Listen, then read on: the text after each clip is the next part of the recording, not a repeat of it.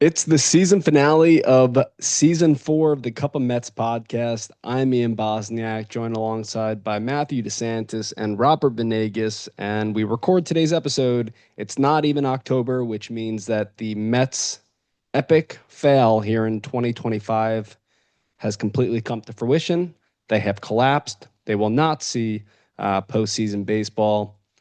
Gentlemen, what a disappointment this group was. Yeah, especially with the amount of talent on the roster and the amount of hype that came into the season. We all follow this team closely, and I mean, anybody I guess could have seen it coming, but not after the start that they had. We always said, but don't keep your always keep your foot on the gas, and they failed to do that. Yeah, disappointment is a good word to put it, nicely. But a It's an collapse indeed. understatement. Yeah, a collapse indeed, and shades of 2007, 2008, and of course, losing game 162 to the Miami Marlins. It's a very sad day in Mets history, and just goes to show that all the all not so much negativity, but all the complaining and the and I guess the negativity it came, it was true, and people like me trying to be optimistic, but it didn't really work out, and now, like you said, it came into fruition. So just another sad day in Mets history. You know what though? It's the other thing too is they gave us so many reasons at certain points to be optimistic, Yeah. not just during the 45 and 24 start that they had, but they went through these periods where they would win five straight games or they would win, several series in a row and you'd really think that they were on to something. We were getting back to that point that they were at throughout April and May. I just, you know what, I know that I always point to that game on what was it, June 12th, right? Or June 13th against the Rays. But pulling Clay Holmes and then the explanation in the post game was we're going to preserve his innings for October. That just rubbed me the wrong way. And then everything went downhill after that. Kodai Senga got hurt. He was the only guy that was really supplying bulk innings at the time. And it just really sucks. I can't say that yesterday I was as upset as I was in 2007 and 2008, partly because I'm 30 years old now. I'm not 12 or 13 years old, respectfully, right? Yeah. But it was one of those things where it was like, I guess the thing was Matt, you said it, we kind of saw it coming. So Mhm. at least when I watched and I said, "Oh wow, the Reds are up 2-0." And then the Brewers took the lead and then immediately as soon as the Brewers took the lead in their game, Carlos Mendoza pulls in Ryan Stanek and then the bullpen implodes, Tyler Rogers sucks and everything just goes downhill. I mean, we're not really going to get into the nitty and gritty of the game because everyone knows what we're talking about, nearly 24 hours after. And again, the Mets do finish with the same record as the Cincinnati Reds at 83 and 79. But again, even during their first series against the Reds were a non-competitive team, and the Mets still lost that series at Yeah. home. And I think that just kind of speaks volumes to, I think it was Matt, when we were talking about the interdivisional record, right? If, let's say, Arizona wound up tied with the Mets, Arizona would have had the tiebreaker because of their interdivisional record. When you look at the Mets this season, they fared better against the better teams and they sucked wind against poorer teams. And the Mets had a winning record this year against the Phillies yet lost the season series to Miami, Atlanta, and Washington. That is completely unacceptable for a team with that much talent and that high of a payroll. Yeah, they never, this whole month of September, they've been pretty awful. Not even just pitching, but hitting. And when one got going, the other imploded. So there was never any good balance this year. It was one unit was carrying the team, and then the other one it would flop. So when that's the recipe, then it's just going to be a disaster. And we said it last hot stove. What they were doing was not a recipe of success. They just threw money at a pitching staff and hoped for like the magic that they saw in 2024 last year. And it's just that's no, that's not it's not the right way to do it. And especially when they had prospects that they could have called up, like instead of they went the cheaper route. They didn't want to lose a year of service time on those kids, and some of them were probably ready in like June, July. Now, I didn't catch the full David Stearns presser that he had moments ago, but did he talk about that or no? No. No. He didn't I even think commit to overall any of though, them. He didn't commit to any of yeah. them in the rotation for next year. Mhm. Yeah. I think that Wait, who didn't he that commit to? well, I think that he did. He committed to he said that they're gonna play a big part in the rotation next year or with the big league club. And he said something about Nolan McLean in specific, which is obvious, right? He was head and heels more ready and better on the bump at the major league level than Joe Natang and Brandon Spurt. To me, it's like, all right, if Nolan McLean was the guy that was ready for so long, why did you let Justin Hageman make a start? Why did you let Blade Tidwell make a start? Why did you bullpen games, so many games, like with Oscar Brazaban starting or Jose Budo starting or this guy starting or that guy starting? Like there were just so many questions. And yes, you would think that if you built the roster, and he didn't really he said that he takes ownership of the roster that was constructed this year, but there wasn't a ton of accountability in the press conference. But you would think that if you recognize that midway through the year, what you put together was not a formula for success, you would think that you would at least compromise and say, all right, maybe we'll lose 1 year of service time with Nolan McLean, but let's call him up early so that we have a chance for a starter to go 6 or 7 innings. And mind you, I think the Mets only made 40 some odd starts this year where the starters went over 6 innings. Yeah, inconsistent pitching all year round. Um, just goes to show that every game matters. That interdivisional record stuff you were talking about matters. The tiebreaker stuff matters. And obviously beating up on the teams you need to beat up on matters. The Mets' record against the NL East this year was even under 500, so they kind of shot themselves in the foot multiple times, and it's sad too. It's sad too because the inconsistencies shown throughout the whole year, whether it was the pitch and the offense, the manager, the GM, whatever it was. The Mets got wins when they needed to, but then they lost when they couldn't lose. It was that type of season, just very up and down. But yeah, it's I a lot of great questions you guys asked. Something I wish reporters would have asked David Stearns. Why didn't you do this? Why didn't you do that? It seemed like the press conference was just like an overview of what he did and what he and quote unquote taking ownership for the roster and all that. But I wish reporters actually asked those type of questions because then we'd have more answers to why the Mets were so inconsistent or why they kept the trio of young talent and pitching down so late into the season. Yeah, yeah. And, as far, again, I would be lying if I said I caught the whole thing. But just reading some of these tweets and some reports from, on X, it's like they're talking about Clay Holmes. Like, listen, I think Clay Holmes was the one addition that David Stearns made that was positive outside of Juan Soto and Pete Alonso, right? But again, I think us three all feel that Juan Soto and Pete Alonso were Steve Cohen, right?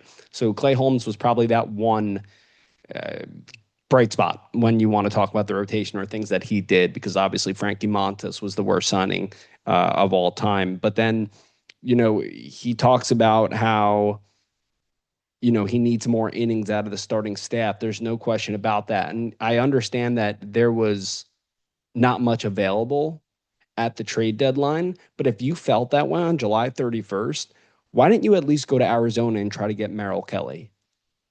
Like why didn't you try to if innings were the thing, why didn't you end up going to Baltimore, which we all said many times on this podcast, and at least try to get a veteran like Charlie Morton in to eat some of these innings? Like it made no sense even having the likes of Sean Manaea, making a start down the stretch. It made no sense.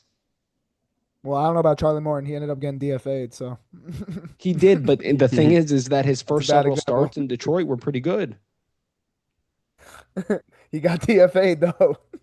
Yeah, but he got DFA'd as well because they weren't going to put him on the postseason roster, and he wanted to retire with the Braves. So then the Braves picked him up. He What had was his his little, ERA? 5? yeah. What was half of our starters' ERA is 5. Yeah, I think Jonah fair Tongs point. was at 8. But he's 40. Yeah, 40, Morton's whatever. Maybe 40. we could have used it. Um, Yeah. but I mean, it just again a roster You full of got you gotta flaws. understand too, like you don't know the asking prices. Like, what if the Diamondbacks are like, yeah, you can have Merrill Kelly, but we want Nolan McLean, Ronnie Mauricio, and Luis Angel Acuna. Like, you're gonna do that? But the thing is, then like I don't have the exact trade in front of me, but I don't think the Rangers parted with any of their top 15 prospects, and we have a superior farm system to the Rangers. Again, I hate playing hindsight is 2020, but why is it that us fans, and I know that Matt and I, we were more negative than you were, Rob, and more pessimistic and more down on David Stearns and this trade and that trade. But like, why did we say that these things would come to fruition or they could have done this? And even last hot stove, all three of us were sitting here saying we need starting pitching. Like, we Yeah. can't rely on this. We can't rely on that. Why are we three fans who are not in the industry who recognize that, but some guy that went to Harvard that's getting paid 10 million bucks a year to be Hmm. the president of baseball operations and still won't hire a GM underneath him. He confirmed that earlier today. Why is it that we knew these things and he didn't? And now he wants to say, we really need more innings. We really need run prevention. We need this. We need that. It's like anyone could have saw that. Yeah. Yeah. They need to go shopping for actual starting pitching this offseason. That's what they need to do. Yeah, and I Not that think that many options, and teams are always looking for starting pitching. So yeah, and I also think that there's a shot that I know that we spoke many times this season about how having Beatty and Acuna and Mauricio and Vientos on the roster, maybe it opened David Stearns' eyes and allowed him to say, all right, this one could be expendable, that one could be Yeah. moved.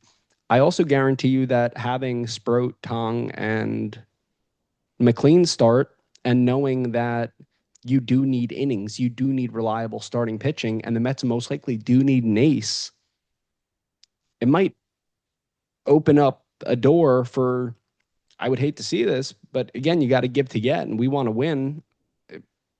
I could see a scenario where they look to acquire an ace, whether it be Sandy Alcantara, whether it be Joe Ryan, something along those lines. And they say that Jonah Tong can be the prize of the deal. Yeah. Yeah. I mean, no, if this doesn't open your eyes, or if this doesn't open Stern's eyes in terms of trying to get an ace, then yeah, you got to give to receive, like you said. So.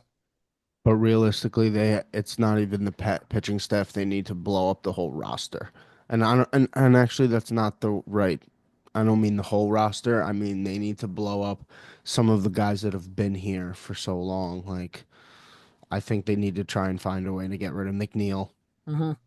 I'm tired of watching Jeff McFeeble play for the New York Mets. It's Yep. literally Well, they it's showed the stat on the broadcast yesterday, Matty. I don't know if, oh no, you didn't peep it because you were at the Giants game. But they need to it was like get the rid of first four. McFeeble. It was like Soto, Lindor, Nimmo, and Alonso. It's like their batting average. It was like two whatever high over And their 260, OPS, and the OPS was high. OPS was like it was high, and then it was like the rest of the team, and the rest of the team was batting like 230.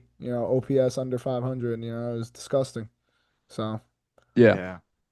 I And mean, I if we mean, really want to get into it, I really think you said you mentioned Jeff McNeil. I think Mark Vientos is expendable. I think Brett Beatty really showed that he could become a really good ball player in this league, whether it's for the Mets or another team. But he had 18 dingers this year. Once he hit the IL, I knew it was kind of over. But same. but he could play third, he could play second. He hit lefties fairly well this year. Yeah, I agree. I agree. You know? Beatty's the one, and then to me, Mauricio looked like garbage.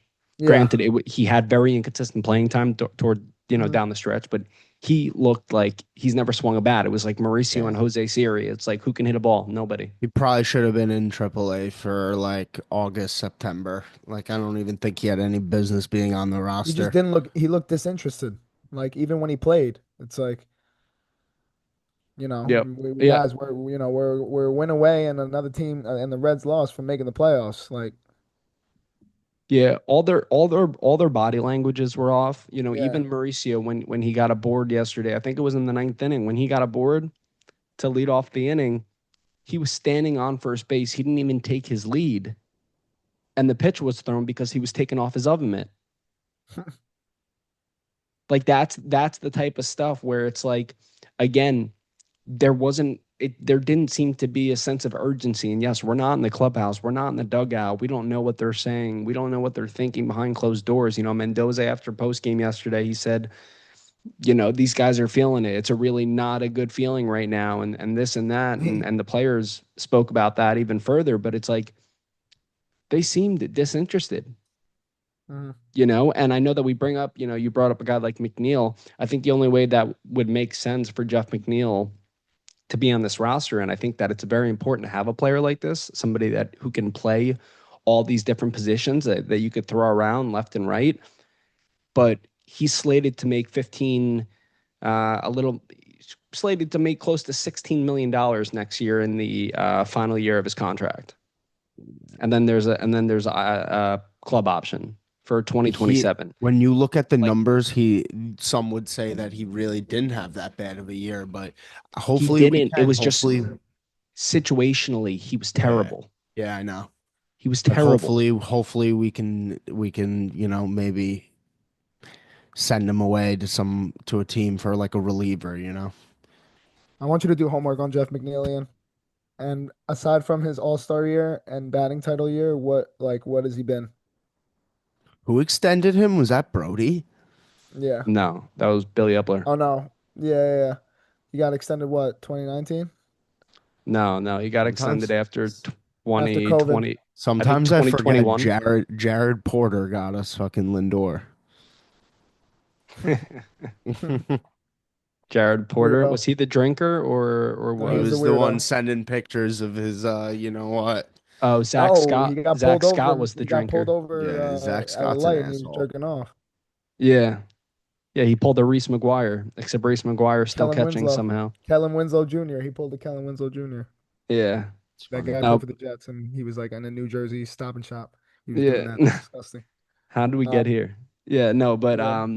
no, but the other thing that I was gonna say about McNeil is like, yeah, sure. Do I think that he had especially a poor last few months of the season? Yes. Do I like the fact that he can play a bunch of positions? Yes. Do his underlying numbers look awful? No. But the other thing that I just want to say is when we're talking about body language and players that are caring, there were many times that he was the last person sitting on the bench with his head down after a game. I don't love you ground out in the second inning and you chuck your helmet, like Yeah. that's a little excessive, but he showed a ton of like, I care.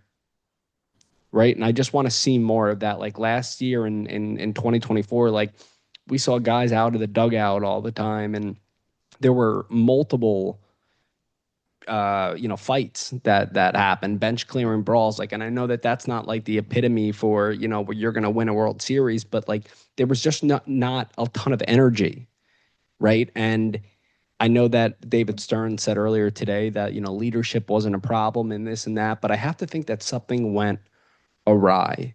And something else that we know has already been reported. It was reported after the game yesterday, but David Stearns doubled down on it earlier. Carlos Mendoza will return for year 3. We know that he made quite a few hiccups this year. Where are you guys on that?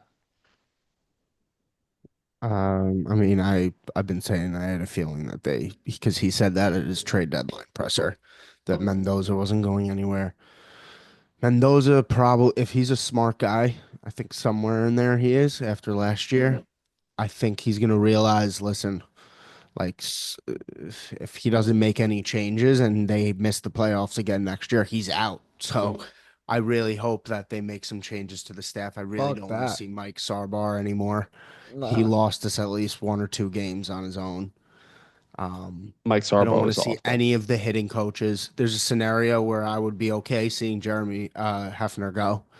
Um, But I still see the scenario if they'd like to keep him. They just have to make a major coaching shakeup. But I think actually it was reported that he's staying, Jeremy Hefner.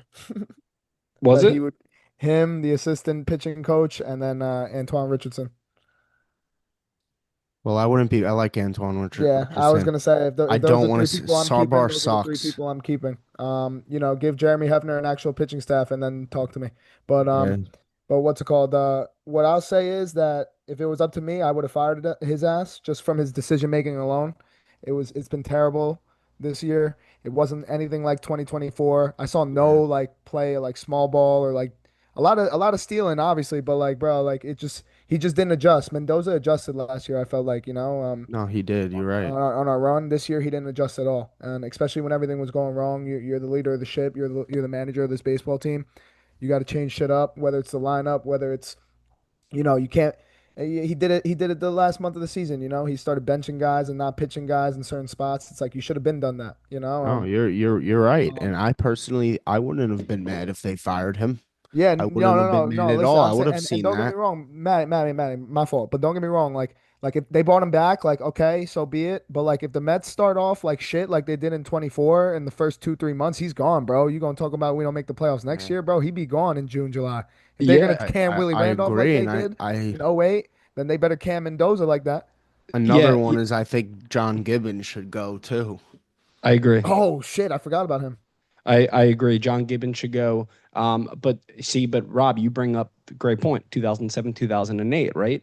Here's my thing: is obviously Stearns committed and had said it previously, not just today, that Mendoza is going to be back. But if there's any sort of internal dialogue between him and Steve Cohen about, all right, yeah, if we don't get off to a good start in 2026, we're going to fire him. What's the point of keeping him? Because if they're going to have this Yeah, massive coaching shakeup, if he's fired midway through next year or even after next year, then you're going to have another manager come in who's going to want all of his new coaches. So that doesn't make a ton of sense to me. It's like, yes, you want to make a move pitching coach wise, sure. You want to make a move at third base, yes. If you want to fire Glenn Sherlock and Danny Barnes, the strategy coaches, because the strategy was shit, do it. Do it. But like all of a sudden, there are so many different moving pieces. Something that I thought may have happened, Desi Driscoll, the assistant pitching coach. The only reason why, like, listen, I understand Jeremy Hefner. Like, look what he did in 2022 and 2020 and last year, right? But the thing with Jeremy Hefner is that one thing that Mendoza did say, and it wasn't just about hitting, it was also about pitching. During their really, really bad rut, he said, like, we're having trouble making adjustments, in-game adjustments, right? And that's not just looking on an iPad, looking at your swing. That's not just going in and looking on an iPad and checking your arm angle and changing things and talking to your catcher. Like, why did David Peterson for the last 2 months repeatedly suck? oh yeah. And I understand that Jeremy Hefner's not the one on the mound, but there must have been something that he was able to help him with or pinpoint. But again, then he went back to missing arm side. So that's where it's like, if you want to make a shakeup, I think Desi Driscoll could become your pitching coach and you could fire Jeremy Hefner. Hmm.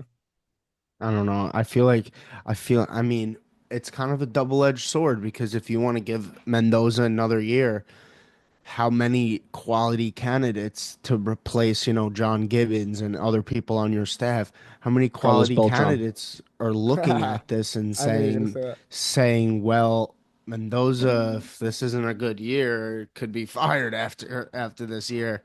So I don't know. They're gonna have to do something. The Ian, staff is not that's so good. true, Ian. They're gonna hire Beltran as the bench coach, and then they're gonna fucking start off like shit. They're gonna be in LA or some shit in June, and then they're gonna lose like 11, 12, or in like 10 innings, and Or they might win, or Mendoza's they gonna might go back to the win, and then in the Bronx. middle of the night, and then in the middle Yeah. of the night, Steve Mendoza's Cohen's gonna fired. hit him up and be like, "Yeah, buddy, pack your bags. I just sent you to the Bronx. I just sent you back to the See, Bronx." the only reason why I bring this up is like, listen, for me personally, and I think I mentioned this last episode when we're talking about Mendoza, like, do I think that he made a ton of errors? Yeah.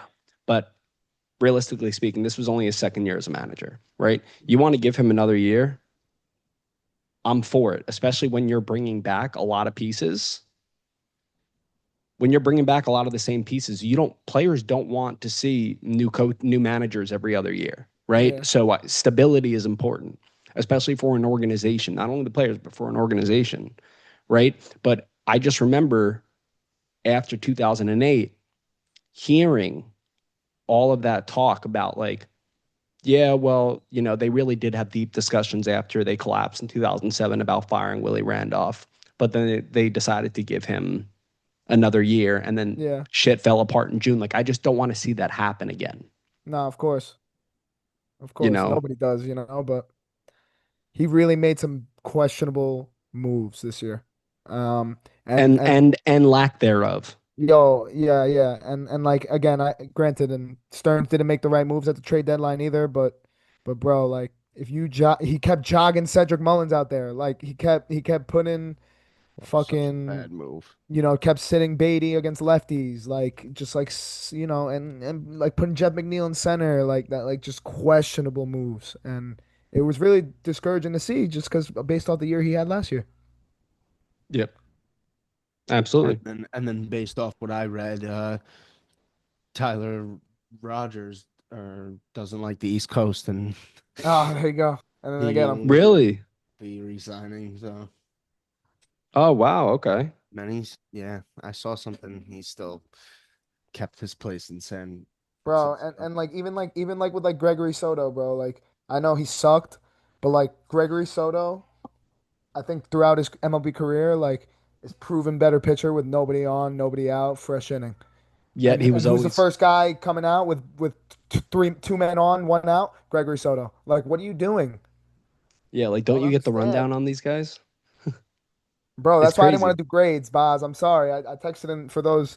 Obviously, I don't understand where I'm coming from.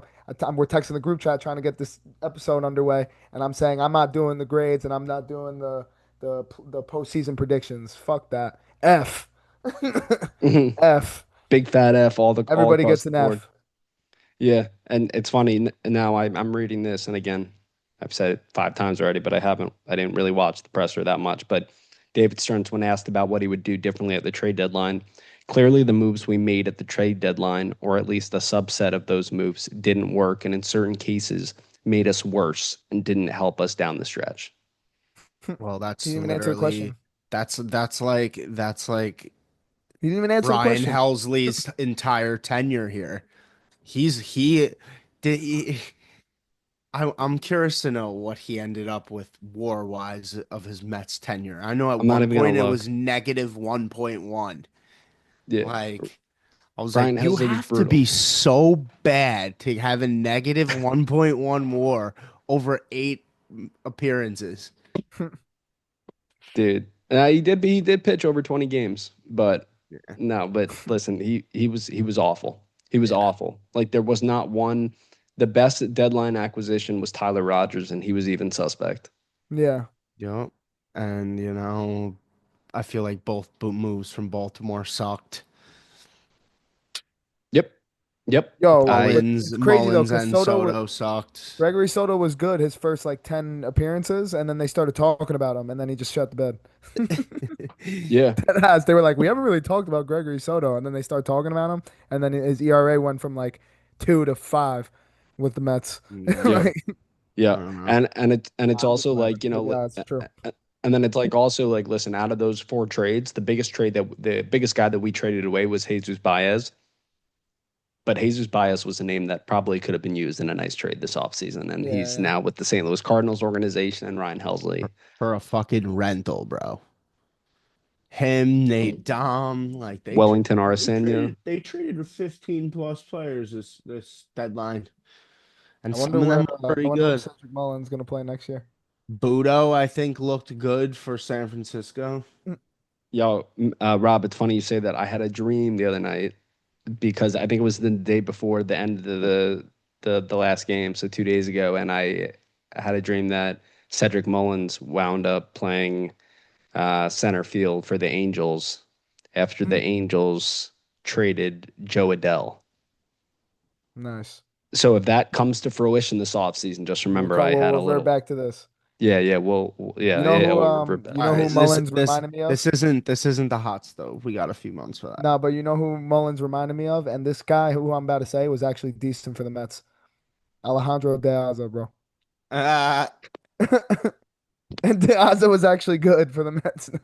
that was yeah. Nah, I'm Deaza fine. was such a fucking For those of signing. you who play Immaculate Grid, Alejandro De Aza, whenever you put him in, it doesn't matter what teams you're using, it's always a Yeah. 0.2% usage. So use Alejandro De Aza. But yeah, I could. Do you remember when Cespedes hit the market and everyone was like, "Oh, we're fucked," and then they signed Alejandro De Aza and they were like, "Season's over." Like they're Yeah. like, "We're never getting Cespedes back."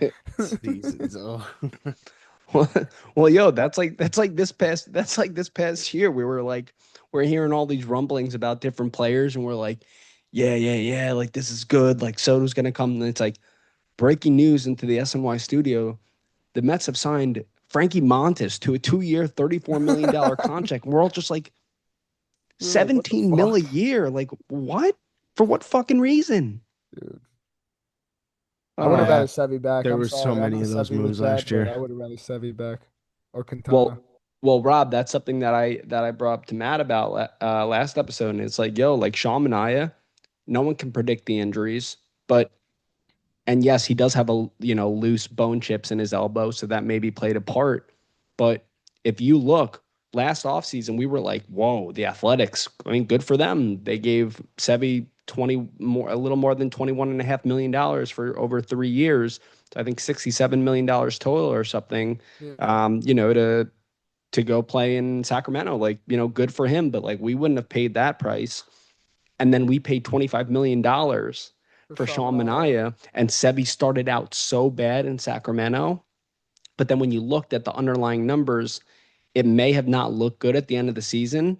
But when you take into account that the stadium in Sacramento, so many balls flew out of the ballpark in his Yeah, it home was and road splits, yeah, he yeah. would have been a much better fit. And we were making fun of the deal 100%. last year. I know. Yeah, Yeah. if you think about it, Sevi and Jose Quintana would have been better than Oh, uh, don't even get me what they started on brought in on Don't Sean even get me Mania. started on Jose Bro, Quintana because we lost 2 arms in spring training and Quintana was still a free agent. I know.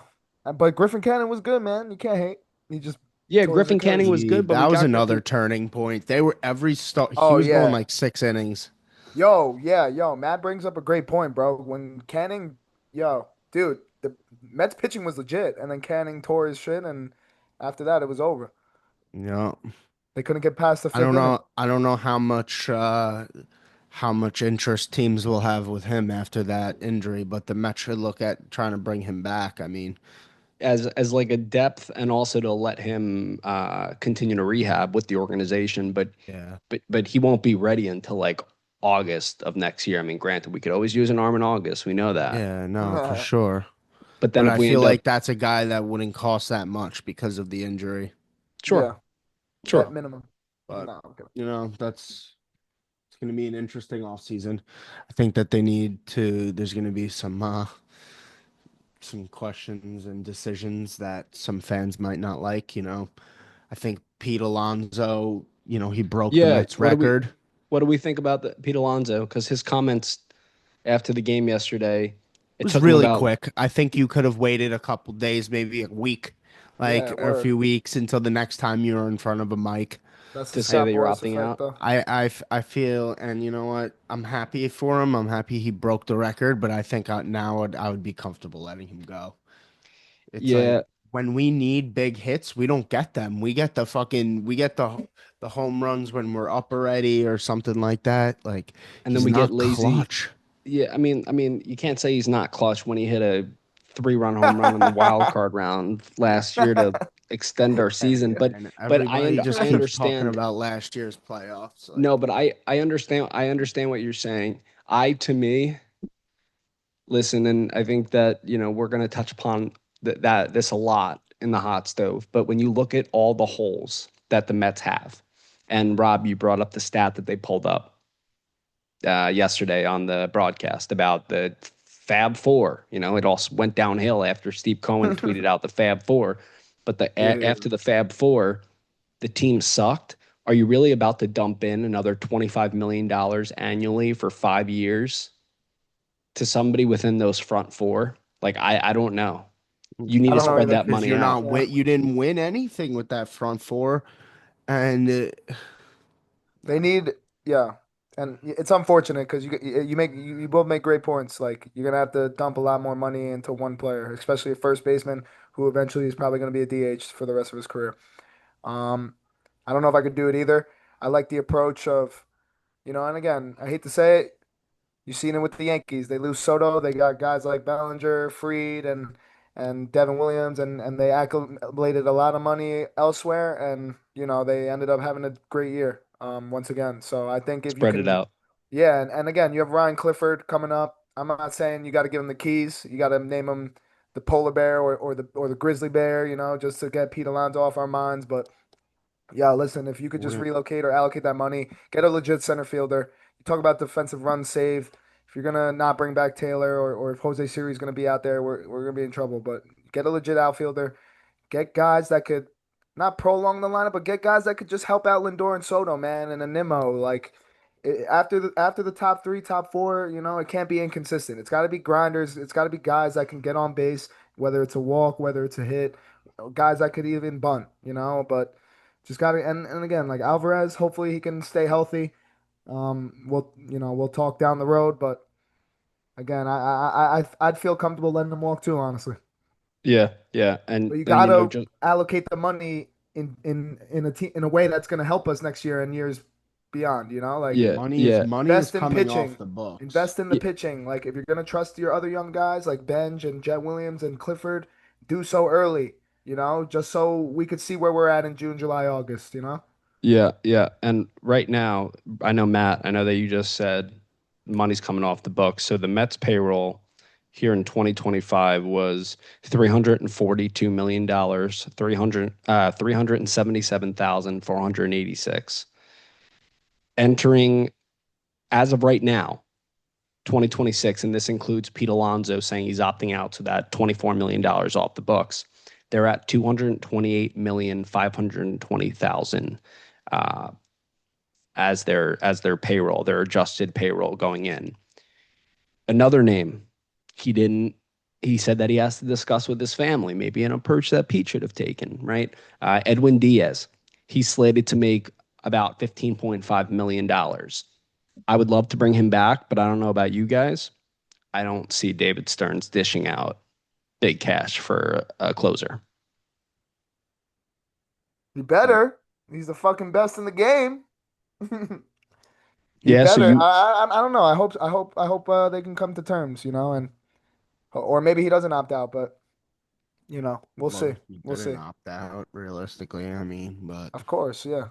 I mean, because if he, are we gonna have to go up to like 20, 22 for him? Like yeah, that's kind of that's crazy. that's why. Like, Of course, yeah. I'm not going to end up paying him the same amount that we signed him for, and then tack on another 3 years when the last year of the deal he'll end up being 35 years old, 36 years old.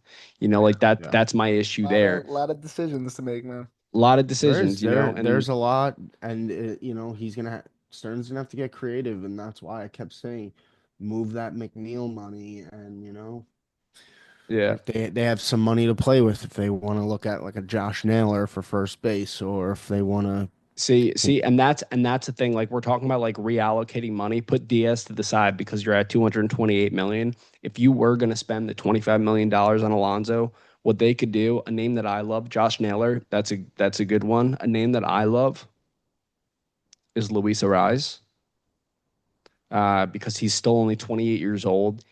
Talk about small ball. He's a bat to ball type guy. Hits for a high average, barely strikes out. He would be able to move the lineup forward, right? When we have a difficult time doing that.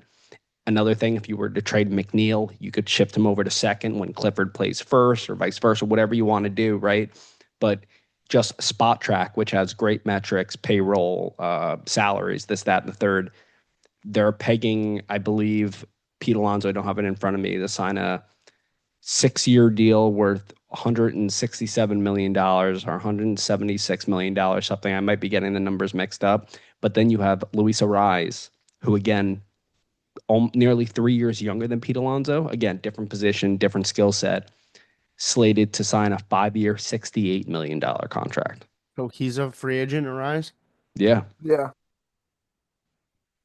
Yeah, nah, Yeah, I mean, Pete. listen, the power's not there, but a guy that's gonna hit 300, he's a batting champion. He could play Yeah. second, play first.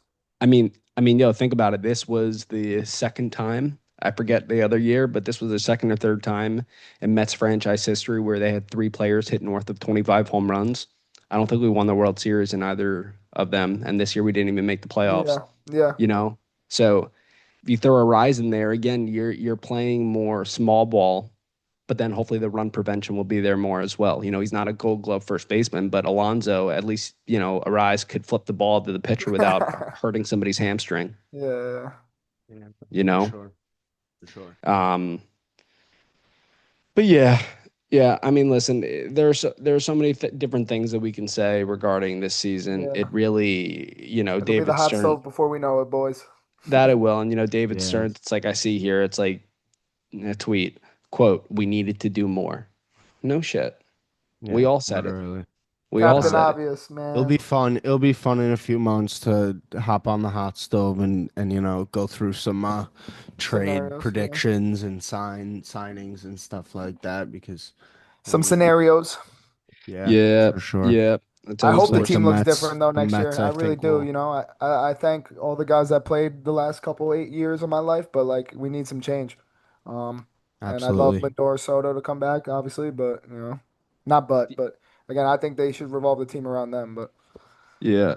Yeah. Listen, I think bottom line here is we know that there are going to be a couple different pieces when it comes to positional players, but the biggest thing is there's going to be a major shakeup within the pitching staff, the bullpen, and the coaching staff, obviously, right? Another name that I was going to bring up was Kodai Senga. I think that he's a player. He's only making $15 million, 2 more years. Team saw what he could do 2 years ago and what he did in the first half this year before he got hurt. Guaranteed the Mets might be able to trade yeah, him or something along those lines. And that's something that Andy Martino pointed out last night when he said Mendoza was going to return. He did say they're going to have internal discussions. So again, this is all good hot stove juice to talk Yeah, about in a yeah, hmm month and a half or so. But he did say the Mets are going to have discussions about how to best fortify their team using the payroll that they have, but also opening up more payroll. And two names that he did bring up was were Francisco Lindor and Brandon Nimmo. And that's discussing looking at the market and seeing what you could potentially get if that team is willing to take on that salary. So those are just interesting things to watch. And I think also, I just want to say this. I know that we've spoken several times about is there a rift between, Soto and Lindor? If Lindor goes out the door or something like that, you know that there was something there, man. yeah. Well, let's hope that doesn't happen. thank you, I don't want Lindor to go anywhere. Then you're thank just you, creating yourself another fucking nightmare thank you, and another hole. Yeah, no, I thank And then you. agree. I have another useless Mets Yeah, jersey. why don't you mention who said that, Ian? Fucking public enemy number one. Andy Martino. Exactly. Well, So, public enemy number one's Buster Only, but yeah, nah, yeah. And Chappell if you're Frank Fleming. Um, Last one, would you guys dangle Brandon Nimmo? I yes, would, Yeah, 100%. yeah, I just agreed. yeah. don't think anybody is going to take on him at $19 million a year for what, four more? Yeah, four more. But again, this year, career high in home runs, career high in RBIs. RBIs, yeah. The on base percentage isn't there as much, but you never know. I would But call the Blue Jays. yeah, yeah. Here's I Brandon Nimmo, left fielder slash DH. yeah, I also think that there's a chance that we could see Pete Alonso in the American League East without the Yankees or the Red Sox. Just a gut feeling. That's fine. Um, That's another storyline where yeah. fucking newly acquired Dylan Cease of the Mets throws behind Pete Alonso of the Yankees. See, exactly. The Mets really, That would be great. they, they That would be should, great. they I need think to that be push. for this episode, episode 22, the finale of season 4, I think that there would be a lot more that we could say. But the fact that the last several episodes we've been kind of looking at this day, knowing it was coming because of how poorly they were playing and There were some great storylines with how good Soto played, Lindor, Alonso breaking the record, Nolan McLean coming up, being amazing, Edwin Diaz having a 2022 throwback, and this and that. But I think that for right now, you just look at David Stearns and you just have to hope that Steve Cohen maybe has a little bit more say in this. And, David Stearns, I'm glad that he at least said, like, yeah, we messed up and, maybe we would have done things differently. But, like, I hope he learns from this, Stearns, because to me, I said it last episode, he comes off like a pompous asshole. Ivy League school, like, oh, I do everything right and I'm very metric savvy and the analytics need to be there. And you guys know I went to school for sports analytics, but like that doesn't create a winner. That does not always create a winner. There's a human element to the game. There's a human element to the game, and I don't know. I just hope that things are different and that we can see a different product moving forward and we can be positive after this offseason. Um, Absolutely. guys, do you have anything else for the final time here in 2025? Well, not Yeah, in 2025 for I'll go season four. first. I'll go first. Yep. First things first. Yeah, I appreciate y'all for all your hard work for holding it down this summer with most of the episodes. With the content, Instagram, Twitter. I appreciate y'all from the bottom of my heart. I'm actually being serious. So thank you. I'll be back soon, obviously, in terms of the content and the Instagram and the social media. But I just want to thank you guys for all your hard work this summer and for keeping Couple Mets going. So I just want to get that across. Um, Appreciate you. yeah, Yeah, of of course, course, man. Of bro. course. No, seriously, I mean it. And as for the 2025 Mets, thank God it's over. Yep. Yep. We could try to enjoy football. But listen, um, Keyword there is try. yeah. And again, like Ian said it best in the beginning of the episode. We're not kids anymore. We're passionate Mets fans. We're about to be 30 years old.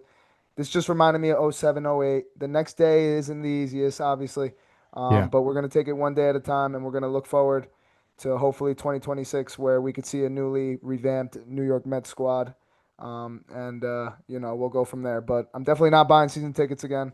Um, Good. that's let's go smart. You Knicks. shouldn't. Let's go Jets. Let's go Jackson Dart, Matty.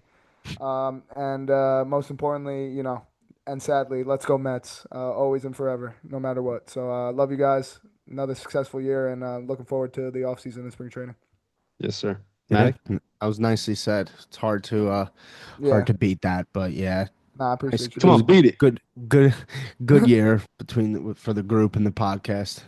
Um, we all worked hard, and I feel like we'll produce some pretty good off-season content. So let's go, Mets. It was a pretty disappointing end, but this is a team that at the end of the day did not deserve to make the postseason and play in October. So I guess as baseball fans, let's enjoy. Let's go Red Sox. And then whoever and plays the Nice. Phillies. and yeah, anybody who the Phillies play, and yeah, guess we can just enjoy October. What do you got for us, Ian? One last sign Yeah. off. Yeah. No, listen, I think between the three of us, 4 years in, Matt, you've been a part of half of them. Rob, 4 years in, that's a pretty significant number. Most podcasts don't even make it beyond the first year, let alone the first episode. So, 4 years in, 150 episodes deep, that's pretty amazing. Um, guys, this is like our baseball fix, and Really, really. um, I'm very excited to, keep it going. But I think just, Matt, not going to speak on your behalf, but like, you've been working like a dog. All right. You've been working midnights, weekends. All right, dude. So like Yeah. like, you know, Rob, you were coaching all summer.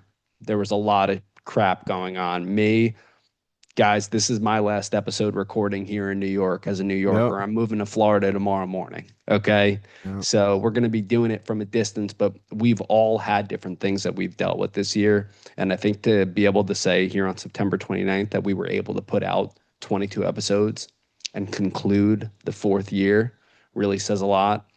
And I think with Absolutely. more stability for us three, moving forward into the off season, which will, keep up to date on the Twitter and Instagram. And you'll probably know when we're going to debut the off season, the hot stove. But when we get that going in November, it'll be on more of a regular schedule. And then obviously season 5 of the Cup Mets podcast is only 178 days away or something like that. 178 The days again countdown until begins. Yeah. pain.